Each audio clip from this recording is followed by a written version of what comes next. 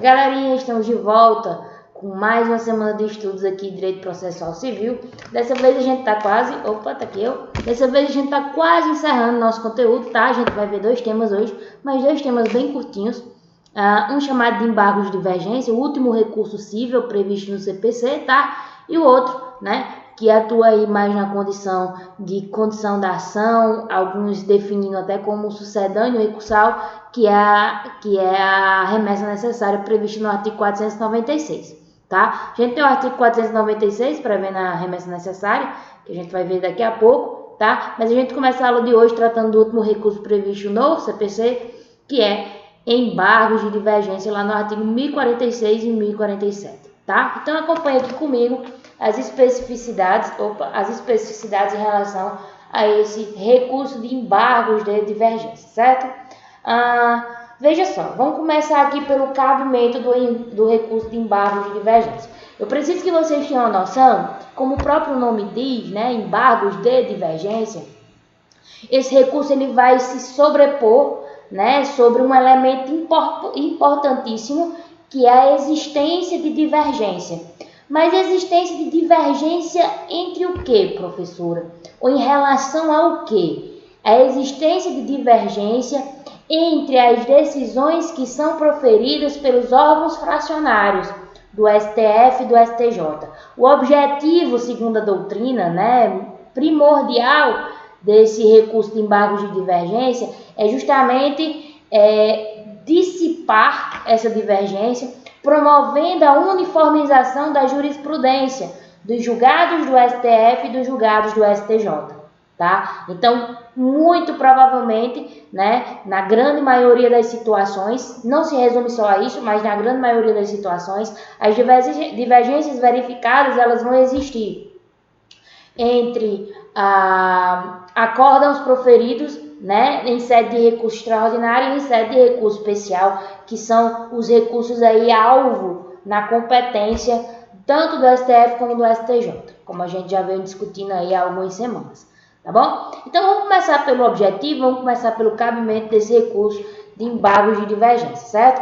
Vejam só aqui que, como eu já vinha dizendo a vocês, né, o recurso de embargos de divergência, ele tem o objetivo de uniformizar a jurisprudência interna do STF e do STJ. Nós já sabemos e aprendemos isso desde a ordem dos processos nos tribunais, que os tribunais, inclusive os superiores, eles têm uma certa autonomia na sua organização e essa autonomia foi dada pela própria Constituição Federal, quando admitiu que essa organização dos tribunais fosse feita mediante regimento interno, né? Então, os tribunais eles se organizam e se subdividem, inclusive, em órgãos fracionários mediante o seu regimento interno, tá? Isso não é diferente no Supremo Tribunal Federal e não é diferente no Superior Tribunal de Justiça, ok? Então, cada órgão fracionário desse vai ter uma competência específica e essa competência específica vai sendo realizada à medida em que os processos vão chegando, vão sendo protocolados, registrados e distribuídos por sorteio eletrônico, como a gente já sabe. E aí, muitas vezes, dois órgãos fracionários distintos, né, de um mesmo tribunal, recebem processos idênticos ou semelhantes e conferem a eles decisões distintas. Isso gera insegurança jurídica. E aí, objetivando justamente, né, acabar ou ao menos reduzir essa insegurança jurídica que pode ser gerada por uma circunstância dessa, surge uma figura recursal chamada de embargo de divergência, que tem o objetivo justamente de dissipar essa divergência. A parte alega, olha, como pode, né, a decisão deste órgão fracionário do STF ou do STJ ter sido nesse sentido, se a outra turma, né, deste mesmo tribunal, em processo análogo, semelhante ou idêntico, julgou dessa maneira? Qual a segurança jurídica e os parâmetros corretos a serem aplicados aos jurisdicionados, né? Então, o embargo de divergência vem justamente nascer para isso, né? Se configurar nessa intencionalidade. E esse embargo de divergência, tá? Ele vai, de certa forma, ter como elemento dominante aí a existência de uma decisão paradigma. Professor, o que é uma decisão paradigma? A decisão paradigma é aquela com a qual eu vou comparar a decisão recorrida. Porque lembrem que no recurso a gente ataca as decisões judiciais, né? As decisões judiciais decorrentes dos pronunciamentos judiciais. E aí, essa decisão recorrida, que é o objeto do embargo de divergência, ela vai dentro desse recurso ser comparada com uma decisão prévia anteriormente existente, tá? Que diverge, né? Que existe diferença entre elas. E aí essas diferenças serão contrapostas, serão parametrizadas e analisadas novamente pelo tribunal para assim se uniformizar a jurisprudência e chegar a uma decisão. Ora, quem está correto?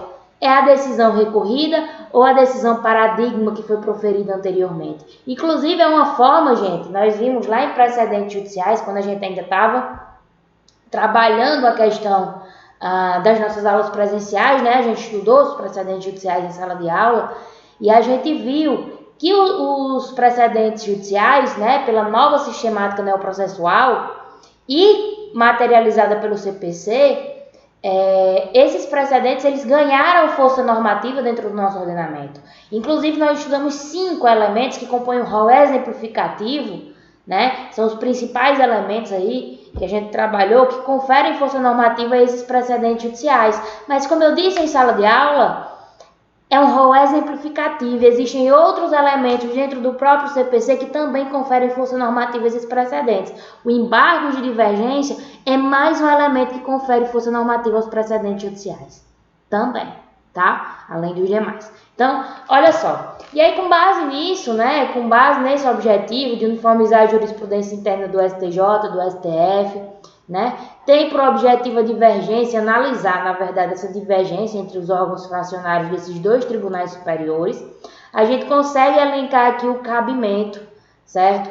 Do embargo de divergência. E aí, veja só, o cabimento do embargo de divergência, ou seja, a visualização da decisão recorrida, né? Vai ser um acórdão, tá? Que tenha sido proferida em sede de recurso extraordinário ou de recurso especial por um órgão fracionário do STF ou do STJ. E esse acórdão, para ser objeto de embargo de divergência, ele deve divergir do julgamento de qualquer outro órgão do mesmo tribunal. Então, a decisão recorrida que gera o cabimento do recurso de embargo de divergência nada mais é do que uma decisão na forma de acórdão. Esse acórdão deve ter sido proferido no âmbito de um recurso extraordinário, de um recurso especial, e mais o conteúdo dessa decisão que foi proferida em RE ou RESP por um órgão fracionário, ela deve ser diferente de algum outro julgamento que já tenha sido proferido pelo mesmo tribunal, tá? E aí, ó, tem duas situações. Esse acórdão, né, recorrido, né, que é a decisão recorrida, assim como a decisão paradigma, que é a decisão que foi proferida anteriormente pelo mesmo órgão, né, que a gente vai chamar de decisão paradigma, elas podem, né, se tratar do mérito da demanda, ou seja, do conteúdo de direito material que está sendo discutido, como pode ser o caso também, né, da gente ter um acórdão recorrido aí de mérito, né, e o outro que não tenha sido conhecido do recurso, embora tenha apreciado a controvérsia. Então, eu posso, né, fazer um embargo de divergência e usar a decisão paradigma como sendo um outro acórdão que não necessariamente tenha derivado de um recurso da mesma espécie. Então, veja, eu posso ter como decisão recorrida um acórdão do STF em sede de recurso extraordinário, comparado com um acórdão que o próprio STF tenha proferido em um mandado de segurança, que não é recurso, mas sim ação de competência originária, tá? É possível, professora? Sim. Como é possível também eu ter né, a embargos de divergência em relação à decisão recorrida ser um acórdão do Supremo, né, em sede de recurso extraordinário, e a decisão paradigma também ser um acórdão decorrente do julgamento de outro recurso extraordinário também no Supremo. Tá? Então, a gente tem essas duas circunstâncias e isso é corroborado pelo próprio artigo 1043 do Código do Processo Civil. Tá? O artigo 1043 do Código do Processo Civil vai dizer que é embargável o acórdão de órgão fracionário que, em recurso extraordinário ou especial, divergir do julgamento de qualquer outro órgão do mesmo tribunal, sendo os acórdãos embargado e paradigma de mérito, tá? Então, os dois são de mérito recursal. Mas tem também, né, o acórdão, né, que vai ser embargável em relação ao que foi proferido em um recurso extraordinário ou especial, divergindo do julgamento de qualquer outro órgão do mesmo tribunal, sendo um acórdão de mérito e o outro que não tenha conhecido do recurso, embora tenha apreciado a controvérsia, tá? Então, trata da mesma temática, mas um deriva, certo, do mérito de um recurso extraordinário ou de um recurso especial e outro não necessariamente pode derivar, né, do mérito desse mesmo instrumento recursal. É possível embargo de divergência nesse sentido também. Beleza? Olha só. Além disso, né, em relação às aplicabilidades jurídicas do embargo de divergência, que é extremamente simples, inclusive devo dizer a vocês que ele é um recurso proposto, né, interposto diretamente no Supremo em relação ao recurso extraordinário e no STJ em relação ao recurso especial. Propõe-se, distribui-se, né, e diante da divergência vai se analisar ali, tá bom? Então, ó, aqui a gente pode ter confronto de teses jurídicas contidas em julgamentos de recurso e de ação de competência originária. Olha a admissibilidade que corrobora, né, a segunda hipótese de cabimento do inciso 2 do artigo 1043. Ó, poderão ser confrontadas teses jurídicas, tá, contidas em julgamentos de recursos e de ações de competência originária. Tá? Lembrando que a decisão embargada, tá? A decisão embargada, ela vai necessariamente decorrer de quê?